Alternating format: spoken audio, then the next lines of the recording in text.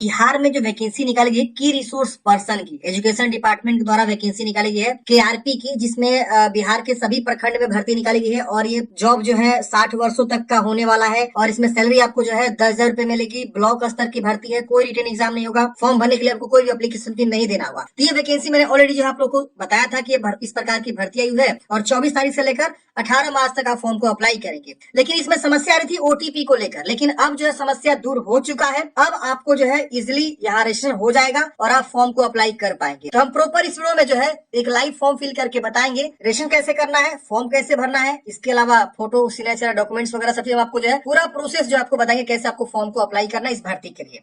तो चलिए समझते हैं, पूरी इन्फॉर्मेशन को जानते हैं। अगर आप फॉर्म भरना चाहते हैं तो आप इजिली जो है फॉर्म को अप्लाई कर सकते हैं। ओटीपी की समस्या यहाँ पे जो है दूर हो चुकी है। तो फॉर्म कैसे भरना, देखिए मैंने आपको ना एक लिंक डिस्क्रिप्शन बॉक्स में प्रोवाइड कर दिया है, क्लिक करके आप यहाँ पे आ जाएंगे। यहाँ पे आपको जो है सारी इन्फॉर्मेशन इस भर्ती के रिगार्डिंग दिया हुआ है, आप पढ़ लीजिएगा। यहाँ से आप नोटिफिकेशन भी डाउनलोड कर सकते हैं और यहीं से आपको अप्लाई लिंक मिलेगा। अप्लाई लिंक पे क्लिक करेंगे, यहाँ से आप जो है डिटेल एडवर्टाइजमेंट को भी डाउनलोड कर सकते हैं जो कि यहाँ पे आपको दिया हुआ है। आप यहाँ पे सारी जानकारी को पढ़ सकते हैं। आते हैं किसी भी कैटेगरी से आते हैं तो फॉर्म भर सकते हैं। इसके अलावा किसी भी डिस्ट्रिक्ट से आते हैं तो फॉर्म को भर सकते हैं। और ये आपको जो जॉब करना है ना, आपके अपने ही ब्लॉक में जॉब करना है। चलिए यहाँ पे आपको जो इस पे क्लिक करना है रजिस्ट्रेशन का, एक आप मिलेगा क्लिक है टू रजिस्टर, आप उस पर क्लिक करेंगे तो देखिए यहाँ पे वेबसाइट ओपन हो जाएगा। पोस्ट अप्लाइड फॉर की रिसोर्स पर्सन। और हाँ, मैंने जो है ना इस भर्ती के रिगार्डिंग जो है पूरी इन्फॉर्मेशन, जैसे कि इसका जॉब प्रोफाइल, क्या काम करना होता है, कितने वर्षों का जॉब है, कहीं आपको हटाया तो नहीं जाएगा, इसके अलावा एज लिमिट, क्वालिफिकेशन, सैलरी वगैरह सब चीज मैंने डिटेल में कवर किया हुआ है। वो वीडियो नहीं देखे तो देख लीजिएगा, आपको यूट्यूब पे मिल जाएगा या मैं आपको लिंक डिस्क्रिप्शन बॉक्स में डाल दूंगा। चलिए हम यहाँ पे पोस्ट चूज कर लिए। यहाँ पे लिटरेसी एक्सपीरियंस बताना है। अगर आपके पास एक्सपीरियंस है लिटरेसी वाला तो आप यहाँ पे यस कर देंगे। तो यहाँ पे पूछेगा कितने वर्षों का आपके पास एक्सपीरियंस है। अगर आपके पास लिटरेसी एक्सपीरियंस है तो ही यस करिएगा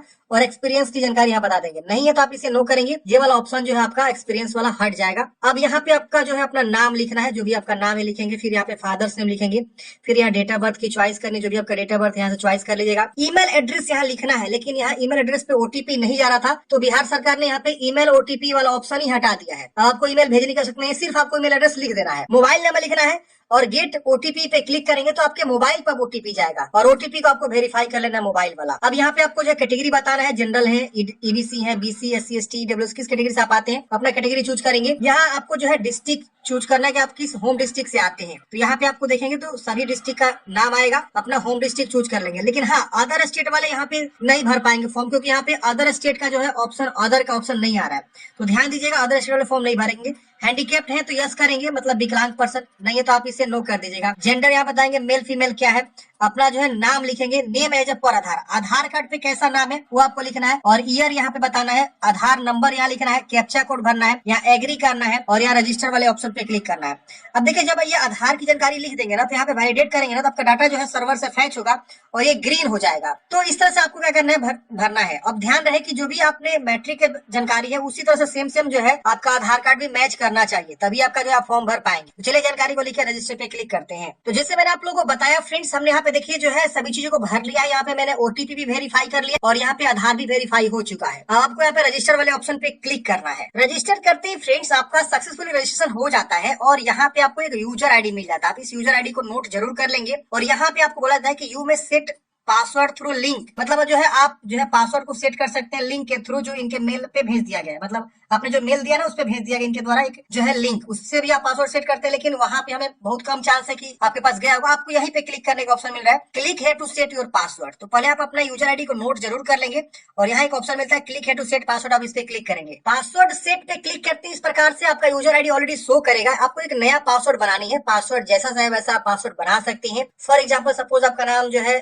दीपक है तो DIPAK@123 ऐसे करके आप पासवर्ड बना सकते हैं। फॉर एग्जांपल मैं यहाँ पे बता रहा हूँ, आप जो चाहे वो पासवर्ड यहाँ पे बना सकते हैं। हम यहाँ पे पासवर्ड जो है क्या करते हैं, बना लेते हैं।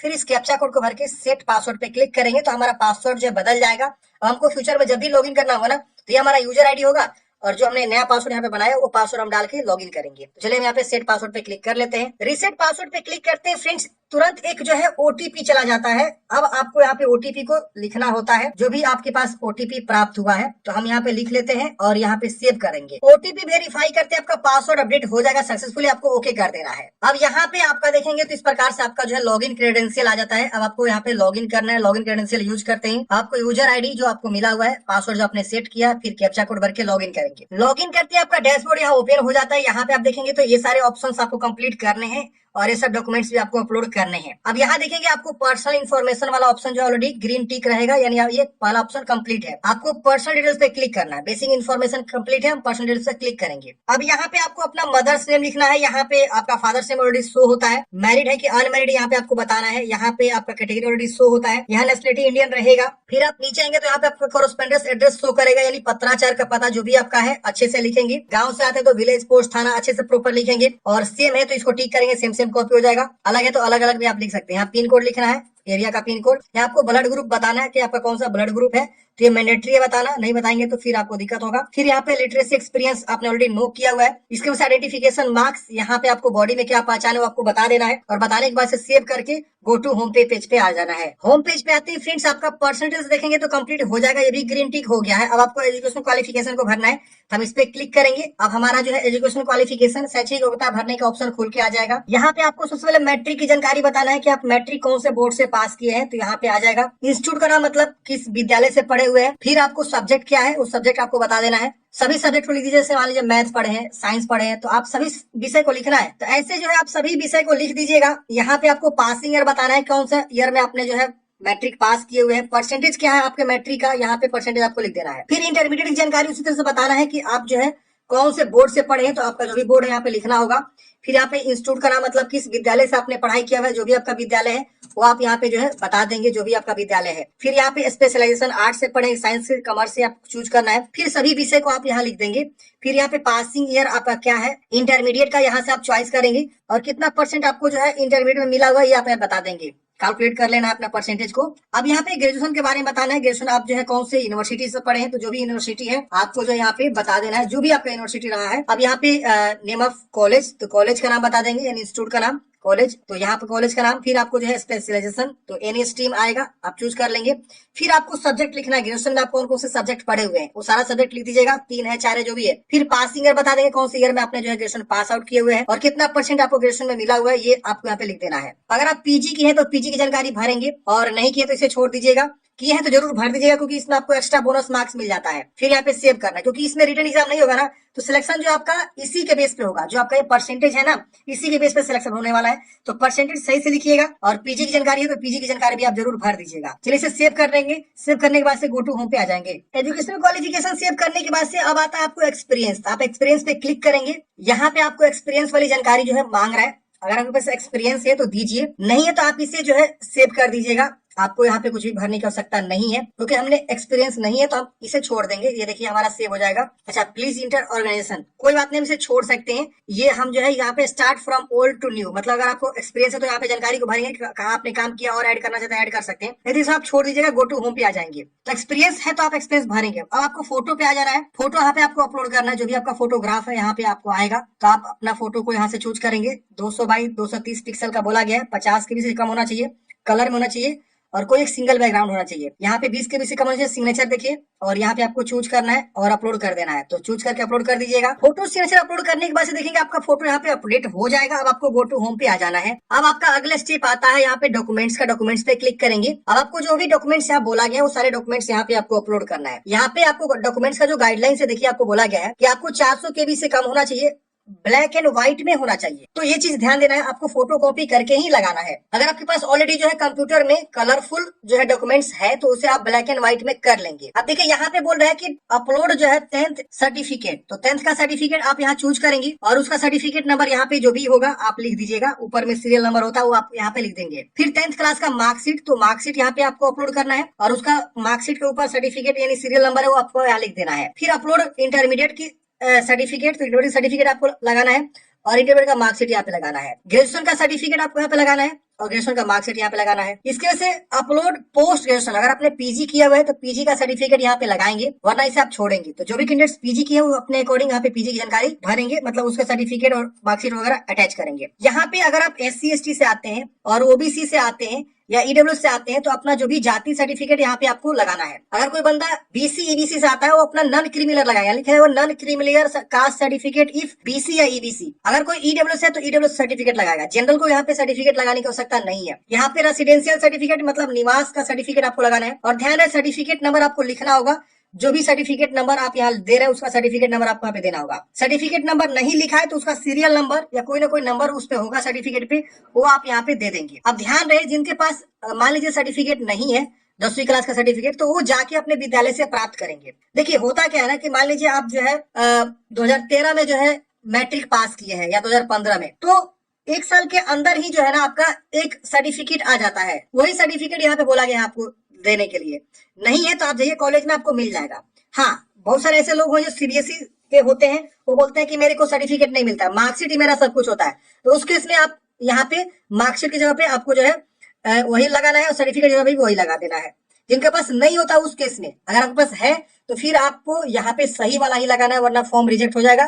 तो मुझे आप दोष मत दीजिएगा, ठीक है ना। तो जो मांगा गया वही आप लगाइए। अब बहुत सारे लोग बोलेंगे कि सर क्या हम मार्कशीट में सर्टिफिकेट लगा दें?